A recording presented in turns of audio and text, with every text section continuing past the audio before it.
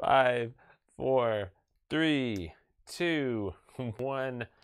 Hey everybody, welcome to Purpose Points, inspiration and ideas to help you level up your life and business, to make a difference in the world, and get happier, healthier, and wealthier in the process. So glad you're with us today, and I want to talk to you about 3 keys to winning with your words. So maybe you are in business and you want to communicate effectively to your potential clients or customers. You want to be able to speak in such a way that they take action, that they trust you, that they care about what you're saying, and they ultimately buy what you're selling. Maybe you're in business and you have teammates, employees, or even people who you work for, and you want to be able to communicate in a way that inspires the same thing, trust, action, and you want to be able to build a good relationship with them in this new year.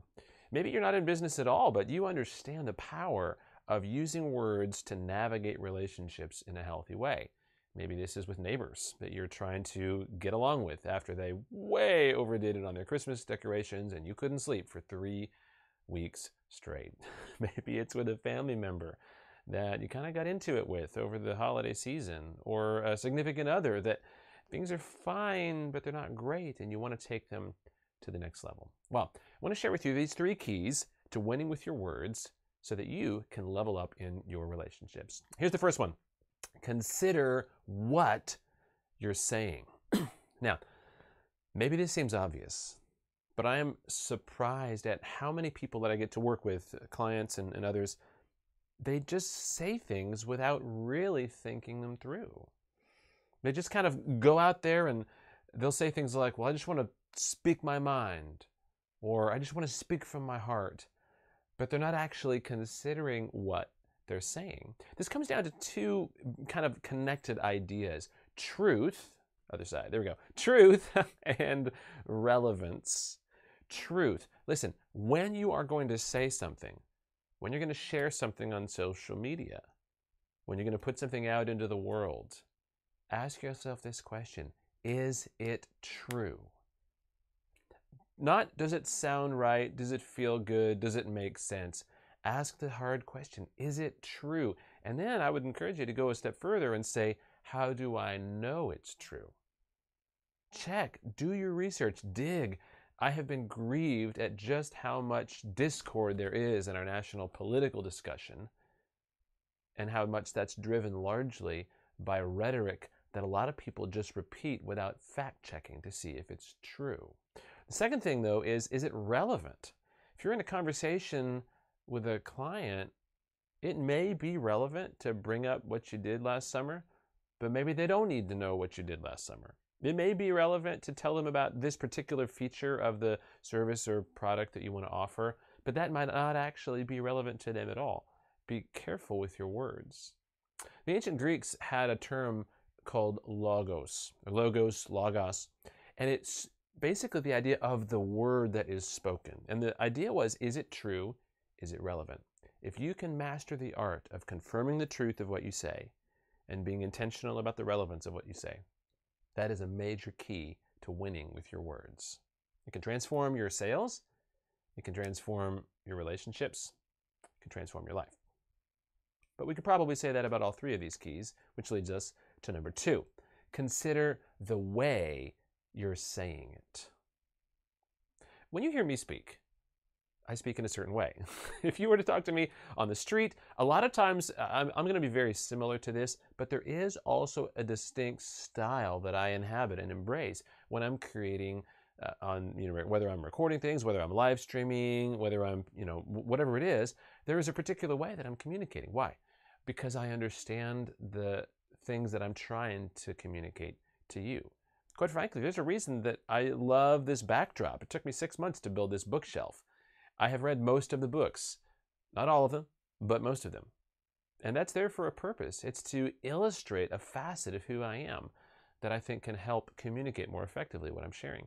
When you're speaking with someone else, whether it's a significant other, whether it's a child, whether it's a teammate, employee, whether it's a client or customer, think about the way you need to communicate, the tone you use, the body language that you represent. Think about the vocabulary that you're picking. That's a tricky one for me, because if you were to read my journals, I tend to write in a certain way that is not always as accessible to everyone. It's just how I naturally write, big words and very poetic. This is kind of how I'm wired. I've had to learn that when I'm sharing things with others, I need to make it as accessible as possible. Because good communication is not about me feeling heard. Good communication is about ensuring that I'm heard. There's a difference. If I'm communicating just because I want to feel like someone hears me, there's nothing horrible about that, but that's not going to be as effective as if I'm intentional about making sure people understand what I'm saying. Consider the way you're saying it. Now, the Greeks also had another idea that was connected with this as well. It's called pathos. And pathos is about the emotion and the persuasion dynamics of what you communicate. Even in a conversation with a significant other, you can be intentional about managing your emotions so that you don't fly off the handle, and communicating in a way that helps guide their emotions to a healthier place. So this would be an example of, so if you're in the middle of an argument, a heated argument, choosing to lower your tone, take deeper breaths, longer pauses, ask gentle questions instead of making harsh accusations, you can help lead the person with whom you're speaking into a more healthy and calm direction so you can actually get things done. With a customer or a client, if you've done any study in sales, you know that this is huge. The emotion is a key to the persuasion, leading someone to see clearly what you're offering and to want deeply what you're selling. Now, obviously, there's ways you can do this that are manipulative, just like there's ways you can consider what you're saying that aren't true. Oh, and my audio is still there, but my video has just died. So stand by. I will put on the other battery in my camera. That's all kinds of fun. Look at that. All right. It's the fun of live, isn't it? All right, let's bring that back. Come on. All right.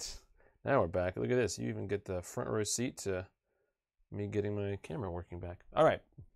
There we go. Well, see, that's going to bug me. It's askew. You would be shocked at how much time I spend sometimes just getting this little angle right. All right, that'll have to do for now.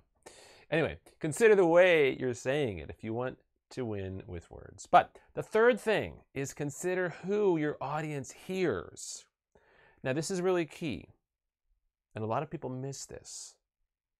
And this is related to me picking books from my background, right? Who is your audience hearing when you are speaking? What do they think about you? What do they believe about your character? What do they believe about your qualifications? We could look at it this way. We could say, what do they think about your authority? Do you have the right to be speaking on this topic? Do you speak in a way that people believe that you are someone that can be trusted? This is about credibility. Do you have the background, or have you demonstrated proficiency in this concept, in this topic, in this subject, whatever it is? See, just because you feel something, just because you think something, just because you believe something, doesn't necessarily mean that others will feel, think, or believe the same way just because you said it. It's your responsibility and your opportunity to build the credibility, to earn the view of authority so that people trust what you say. This is about ethos. It's the old Greek word that the Greeks looked at in classical rhetoric. Ethos is about the character of the speaker. And the more you can build that perception in the eyes of others, the more you can communicate to them that you really do know what you're talking about, that you really do have good character, the more effective you'll be in your communication. The more easily you'll be able to win with your words. So, 3 questions to ask. These 3 keys to help you win with words. What are you saying? How are you saying it? And who are you to your audience? If you can master those 3 things, you'll be well on your way to winning with your words.